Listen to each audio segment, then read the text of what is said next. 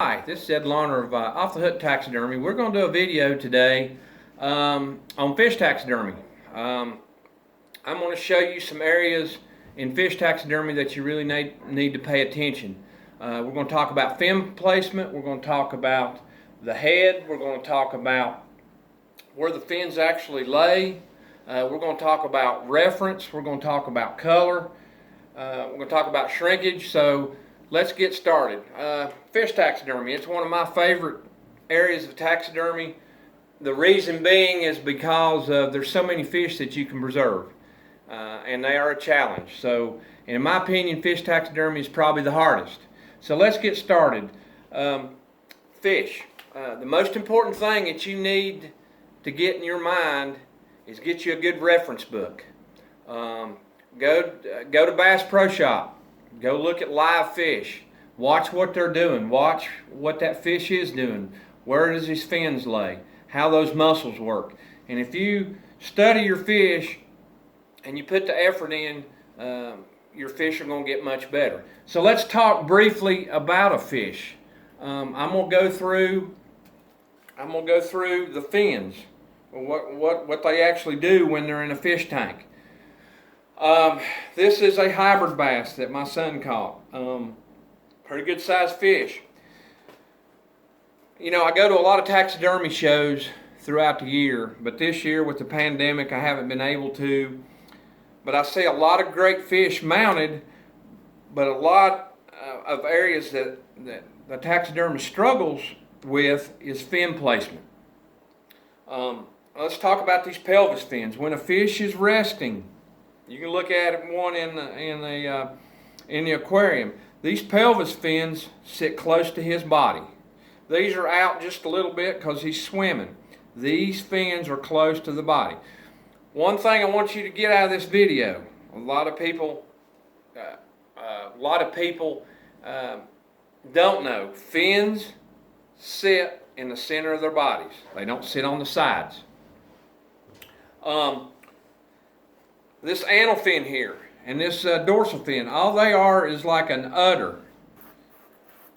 And they sit in the center of the body, and he can move these fins. This fin here can be actually moved out this way, but I got it setting up high on the body. The head. The head is probably one of the most crucial areas besides the fins. I mean, you get a lot of shrinkage up here on top of the head, but one thing I want you to realize when you're mounting a fish, you want everything to flow. You don't want this head to drop. Now this head drops a little bit, but I'm going to rebuild all this with epoxy, and that will help that. We will talk about that briefly here in a few minutes. We rebuild the inside the mouth, the tongue shrinks, and you got to rebuild it. I don't care how good you mount a fish, you've got to rebuild these areas here. You look here in the face. You know, this is where the glass eye will go. There is a lot of meat right down in here in this cheek, and you've got to get all that meat out. If you don't, what's going to happen is it's going to shrink in. Now, one thing, especially with cheeks on fish, you know, a lot of people will put paper mache in here or clay, whatever. I use both. You pack those cheeks, but you don't want to pack them like Popeye. You want the cheeks to flow with the body, and this flows pretty good with the body. This pectoral fin, as you can see, there's some shrinkage here. You got to rebuild that. But the overall appearance of this fish looks good. We've got to seal it and do the fins and actually paint it. And I'm going to talk briefly a little bit about painting, and then I will finish up with some things that may help you with your next fish that you mount. Color. Color was, in my opinion, when I first started doing taxidermy, that's what I was worried about, is getting that color back. That's not the most important thing in fish taxidermy. It's one, but it's not the most important. Getting your fish, getting your fins lined up, getting your head right, setting your eyes, that's the most important. If that's not right, I don't care how good you paint a fish, it's not going to be correct. We use, 30 years ago, when I first started doing taxidermy, we didn't have the the glimmers and stuff like that. But now we've got glimmers, we've got powders, we've got pencils that we use, we got wax, so there's a lot of things that you can use. I use lacquer paint, and you know, when I painted fish 25 years ago, I used 3 colors. Black, white, and green, and that was it. And a lot of people will just use 3 colors on a bass or whatever, and they're done. But technically, that is wrong. They got more color than what you think. The next fish that you catch, a bass, bluegill, trout, whatever, hold him up in direct sunlight and see how many colors that you see. And another thing, I've looked at a lot of fish over the years, and I've had my fish judged by some of the best in the world. Where we as taxidermists, me included, sometimes we get too much paint on the fish and it looks painted. I tint them, and I missed it. And there's colors that I use that helps me out tremendously, and that particular color is transparent paint. What that means, when you apply the colors on a fish, it's blending in with the skin. With the skin, you have to be real careful with them, because the overspray, if you get the overspray on white, it just turns it into an ugly color. So, you know, the thing that you really need to focus on is getting your fish right, getting your fin placement right. You know, make sure everything's lined up properly, and then study your reference.